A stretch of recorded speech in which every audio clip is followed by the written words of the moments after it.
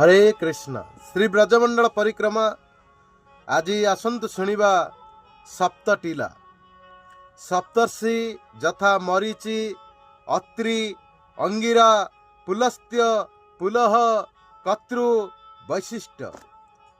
ब्रह्मांकर एही सप्त मानस पुत्र एही स्थान रे रही भगवान श्रीकृष्णंकर आराधना करुछंती। यह ध्रुवटीला निकट रे अवस्थित। गणेश टीला एठारे भगवान श्री गणेशंकर मंदिर अछि। नारद टीला एठारे नारद तपस्या करथिले एवं एठारे नारदंकर मंदिर टीए मध्य रहिछि। नागटीला नागटीलारे नाग बिहारी जींकर दर्शन हुए। राजा परीक्षितंक परे जन्मजय एठारे सर्प यज्ञ करथिले। श्री पद्मनाभ मंदिर नारायणंकर द्वितीय चतुर्व्यूह वासुदेव, संकर्षण, पद्मन और अनिरुद्ध एही चतुर्व्यूहर प्रत्येक तीन मूर्ति करी विस्तार होइछि। तन्मध्यरु अनिरुद्धंकर विस्तार तीन मूर्ति पद्मनाभ हेउचंती अन्यतम।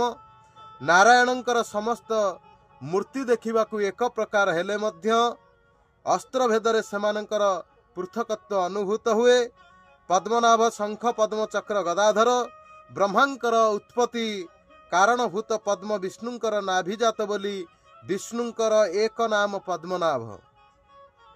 एही गर्भोदकशायी भगवान पद्मनाभंकर नाभिस्थल उत्पन्न पद्मरु ब्रह्मांकर उत्पत्ति एवं एहांकर कृपा द्वारा ब्रह्मा स्थूल ब्रह्मांड को सृष्टि करिथांती। हरे कृष्ण।